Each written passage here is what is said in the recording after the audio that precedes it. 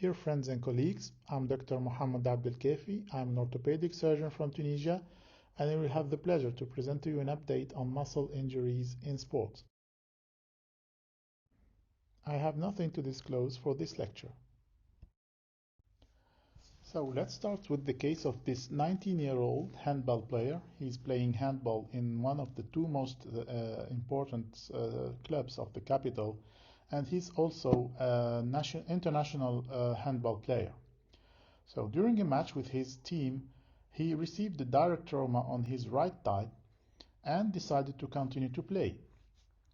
At the end of the match, he went to the physiotherapist of the team and told him about the story. So the physiotherapist advised him to go back home and to relax, to take a warm bath, and it will be okay in a few days. So 4 days after that, the patient came to us with a very important swelling of the right thigh. As you see on this photo, the swelling begins from the greater trochanter till the knee, and there was a deficit of extension of the right knee. X-rays of the right thigh showed an increase of the density of the soft tissues with no other abnormalities. MRI showed, as you can see here, a deep and large hematoma of the right thigh in contact with the bone and taking almost 1/3 of the length of the whole femur. The patient was operated. We had a surgical approach of the right thigh and with removal of the hematoma, and he came back to sport after 3 months, but at a lower level. He no more played in the capital clubs, and his international career was over. This case emphasized how a bad management of a muscle injury can have very important consequences on the career of a sportsman.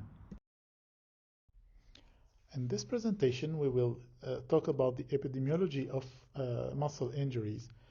We will speak about the muscle itself, its structure and function, the injury, mechanism and consequences. We will speak about classification, diagnosis, and methods of management. Muscle injuries are very frequent, and they are mainly due to sport practice. According to studies, they represent 10 to 55% of all sport injuries, and they concern mainly the lower limb. Recurrence represents the most important complication of this injury, and that's why prevention is really important. There are 600 muscles in the human body, representing 40 to 50% of the total body mass. After 55 years, there is a progressive and constant decrease of this amount. Muscle is an adaptable tissue. Endurance training will increase aerobic metabolism and the number of slow fibers, while strengthening training will increase synchronization and hypertrophy. If we take two twin boys and we submit one to endurance training and the other to strengthening training, at the adult age we will obtain very different shapes. As you see here, the difference between this marathonian and this sprinter. If we look deep inside the structure of the muscle, we will find that it is composed by two main components: a contractile component formed by the myofibril, the myocytes forming the muscle fascicles, and a support component providing innervation and vascularization of the myocytes. The muscle can have different kinds of contractions. The isometric contraction results in no difference in the length of the muscle during contraction. The concentric contraction will shorten the muscle during contraction. The eccentric contraction will result in lengthening of the muscle during contraction, and this is very important for the accuracy of the movement and for the stopping of the movement. The plyometric contraction is an eccentric contraction followed by a concentric contraction, and that's what we see in jumping. Knowing this kind of contraction is very important, essentially for the rehabilitation. When a muscle is injured, there will be a disruption of its structure resulting in hemorrhage. This hemorrhage will allow oxygen supply and neovascularization. This will help the formation of the fibrous callus. The process of muscular regeneration is called myogenesis. It includes necrosis cleansing, formation of connective framework, activation of stem cells, then proliferation and differentiation of these activated stem cells into myocytes, then the fission of these myocytes, and finally the integration into the framework. The occurrence of muscle injury can be due to many factors. Individual factor, for example, we saw that after 25 years of age, we have a decrease in the quality and in the mass of the muscles. Some morphologies and some disease, such as the gout, can be also risk factor for the occurrence of muscle injury. Hygienic and dietetic factors are very important to consider for sportsmen. The level of hydration, a dehydrated muscle will lose its elastic capacities and will be exposed to muscle injury. The food, the quality of the food, infection, tooth decay, all these factors can be a risk factor for injuries. But also we have the training technical errors that can sometimes be a major risk factor for the occurrence of this injury. For example, an unsuitable work, very intense or focused on one single muscular group, and sometimes we have the lack of recovery, and recovery is very important for the sports, for the athletes. That's why it is called the silent training. The mechanisms of injury can be extrinsic mechanism, usually seen in dueling sports, and in this case the quadriceps direct trauma is the most frequent situation. Intrinsic mechanism is due to repetitive, brief, and intense efforts.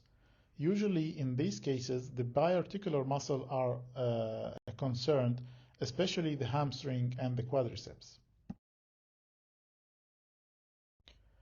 There are three areas of weakness where injury usually occur in the muscle: the myotendinous junction, the myoaponeurotic intramuscular junction, and the myoaponeurotic perimuscular junction.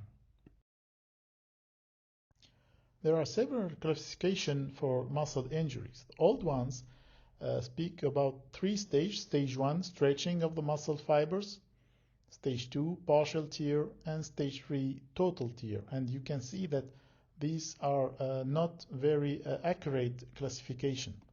The empirical classifications speak about aches, tension, elongation, and tears or snaps, and these also are not very accurate classifications. The most precise and the most used classification is Rodino-Duray classification, which includes 5 stages. Stage 0, we have a reversible damage to muscle fiber with no damage to supporting tissue. Stage 1, irreversible damage to a few muscle fibers with intact support tissue. Stage 2, irreversible damage to a few muscle fibers with moderate damage to support tissue, and here where the supporting tissue is damaged we can begin to see something on the ultrasound. Stage 3, irreversible damage to many muscle fibers with significant connective tissue damage, localized intramuscular hematoma, and here the ultrasound is very useful. And stage 4, tear or disruption, here clinical findings are evident and it is confirmed by the ultrasound. Clinical findings begin by taking the history of the patient, and usually we find the notion of previous injury, as we know that one single injury will have many recurrences. We also have to assess the circumstances of the injury. Was the mechanism an extrinsic or an intrinsic mechanism? Was the onset acute or chronic? and the timing of the pain, was it during or after the exercise. Then we move to the physical examination, beginning with inspection, which can show ecchymosis or swelling, or like here in front of the under the red arrow, you see a notch on the deltoid muscle after a tear of this muscle during an exercise.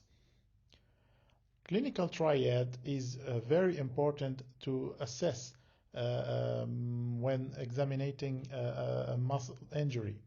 It consists of finding pain on palpating, stretching, or having a isometric contraction of the concerned muscle.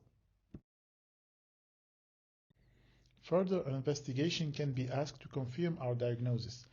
The ultrasound is the most important investigation. It shows the architectural organization of the muscle. It detects hematoma, and it is very useful for follow-up as it is affordable and cheap examination. X-rays are asked in children because in childhood avulsion are more frequent than muscle injuries. We can also ask X-ray in case of late stage diagnosis. In these cases, we can see the calcification of the hematoma.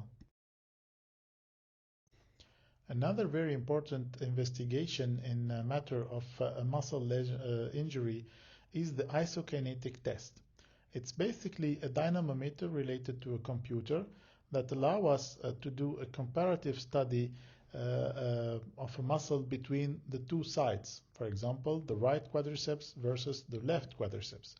It allows also to study the balance between an agonist and antagonist muscle in the same side. For example, the right quadriceps versus the right hamstring. Thus, it allows to detect deficits which can cause muscle damage. This machine can also be used in rehabilitation and can allow possible corrections monitored by the patient himself. It is a very important tool also for the follow-up and to determine the timing of the return to practice of the patient. Now the treatment. The healing process needs many conditions to be achieved in a good way. First, the innervation, which will lead to a maturation of muscle fibers and will command the differentiation between slow or fast fibers. Second, the vascularization, which will bring oxygen to the injury site, which is necessary for the healing. And finally, the traction, which will give the fibers orientation. While there is no problem without innervation and the role of innervation and vascularization, there are some controversies concerning traction. According to Jarvinen, early mobilization of the injured muscle will increase the inflammatory cells into the site of the injury and facilitate hematoma resorption. It will also facilitate early and quick muscular regeneration and giving better fiber orientation and increase conjunctive healing and proliferation of capillaries. But the risk is to increase also the primary hematoma. Leto, advocating immobilization after a muscle injury, has proved that immobilization will reduce initial hematoma and increase the concentration of collagen type 1. But Jarvinen proved that immobilization will increase the number of damaged fibers, will delay the scar tissue maturation, will increase the anarchic orientation of fibers, leading to a muscle atrophy and reduced tensile strength. So what to do? The majority of authors agree to have an early mobilization of the muscle, but it has to be adapted to the severity of the injury and guided by clinical findings and investigation. The goal is to have the longest scar possible, because if we have a short scar, this will lead to several recurrences. This recurrence is due to the fact that if we have a short scar, when the other surrounding fibers stretch, the scar doesn't stretch and it will break and give another recurrence. There is a large consensus for the treatment in emergency, and that's the PRICE protocol. P for protection, R for rest, I for ice, C for compression, should be elastic, and E for elevation. And for ice and compression nowadays we can combine these two methods into one. Medical treatment is also given to the patient, analgesic, myorelaxant, and there is no place for anti-inflammatories in the acute phase. We saw that the inflammation is very important for the healing, and if we give anti-inflammatories, this will result in poor wound healing. Surgical treatment is rarely indicated in this injury. Actually, we cannot suture muscle. The only indication may be to remove large hematoma, like we saw in the case I presented at the beginning of this presentation. Rehabilitation is the most important part of the treatment. It has to be set very early.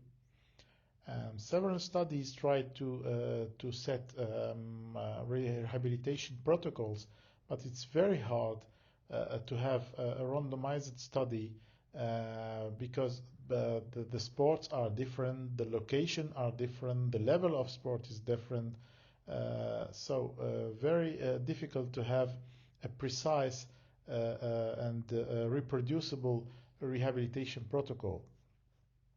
Moreover, now we have trends such commercial physical rehabilitation techniques and methods that are increasingly used, whereas there is no good level of evidence of their efficiency. The goals of rehabilitation are to restore functional capacity, to return to sporting activity as soon as possible with a minimum risk of recurrence, and also to control the psychological factors such as feeling of insecurity, and to rebuild the confidence of the patient. There are several rehabilitation protocols. One of the most classical is a protocol in 6 phases: the rest, remodeling, strengthening, rehabilitation, retraining, and return to competition. The Munich muscle injury classification proposed one simpler protocol in 3 stages, and the transition from one stage to the other depends on several criteria, clinical criteria such as the pain and imaging based on ultrasound and sometimes MRI. So first step will be the PRICE protocol, which we can consider as the stage 0 of the protocol. And here we can use compressive cryotherapy, taping, and lymphatic drainage after the first 24 hours. In stage 1, we can begin the isometric work, and the aerobic exercises are done for the uninjured muscles. Elastic bandaging, useful for drainage, and at the end of the session, analgesic physiotherapy with cryotherapy and electrotherapy. In stage 2, we can begin the gradual introduction of concentric work, but without going over 60% of range of motion of the muscle. We can also begin the proprioceptive work. We keep the aerobic work, such as cycling or running, and at the end of the session, analgesic physiotherapy, we can add massage therapy to the cryotherapy and the electrotherapy. Then in stage 3, we can focus on eccentric work. Isokinetic assessment and rehabilitation can be done at this stage, as well as for progressive stretching of the muscle. And then we can begin to rehabilitate the injured athlete by reassuming global work and then progressive work in the practice at sport, and finally return to competition. What is the place of PRP in muscle injuries? PRP is the platelet-rich plasma infiltration in the site of the injury. Here we present a systematic review of the literature dealing about 6 randomized controlled trials evaluating the clinical effectiveness of PRP in the management of acute muscle injury. The result of this study showed that the current data do not support the hypothesis that PRP injection promotes the muscle healing and return to sport. So what about the TCAR, capacitive resistive electric transfer therapy? A recent study showed that this technique will produce an acceleration of the process of muscle recovery and improve the cell proliferation without increasing the temperature in acute muscle injury, and that by a better oxygen supply. Should the hematoma be removed by aspiration? There are few evidence-based studies speaking about that. What is sure is that the risk of infection is very important, and also the risk of recurrence, so it is not recommended. In case of large hematoma, it can be removed by surgery. When to decide the return to play of the patient? Here we need many criteria. First, clinical findings. We need the painless stretching and isometric testing of the muscle. Eccentric test should be okay, and we can tolerate moderate pain on palpation. Second criteria is the isokinetic assessment. It can be almost okay even in case of amyotrophy. And the last criteria is imaging. By ultrasound, we can see the disappearance of the hematoma or the healing of the injuries, and sometimes we can do an MRI for elite athletes. It has a good predictive value, especially in stage 0 and 1 injuries. So basically we can indicate the time to return to competition for stage 0 and 1 about 2 weeks, for stage 2 injuries about 6 to 8 weeks, and for stage 3 and 4 injuries about 12 weeks. Complication can occur in neglected or non-well treated muscle injuries. One of the most frequent complications is the myositis ossificans. 20% of hematic contusion of the quadriceps will lead to this complication. Another complication is the fibrous scar, which will be responsible of chronic pain, repeated tears due to loss of elasticity. Other complications such as pseudocyst can occur in case of neglected lesions. It corresponds to a liquefaction of the hematoma. Another complication is you can see on the yellow arrow a fibrous nodule shown in the ultrasound, which will be responsible for recurrence.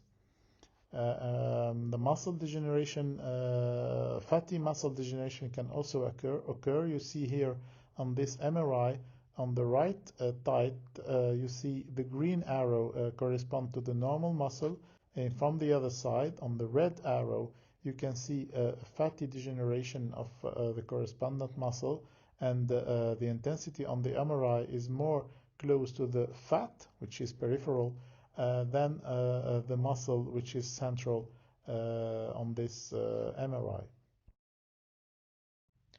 Most of the muscle injury can be prevented. So who, when, and how to prevent these injuries? First, the athlete. He have to have a good sport technique and a healthy lifestyle.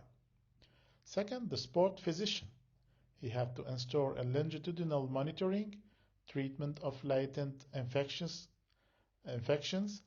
compliance with hygienic and dietary rules, screening of deficits, of incorrect postures.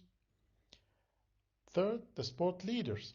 They have to provide an appropriate equipment for the athletes, sport shoes, type of sport field, the water supply. In our countries, they are not always provided in a sufficient manner. And finally, the coach also has a role in the prevention of this injury by installing a warm-up appropriate to each type of sport, by including proprioception exercises into the warm-up maybe, and doing muscle stretching at the end of each session, letting enough time for the athletes to get hydrated, and as we said previously in this presentation, the importance of the recovery is as important as training itself. So, as take-home message, we saw that muscle injury are the most frequent injury during the practice of sport.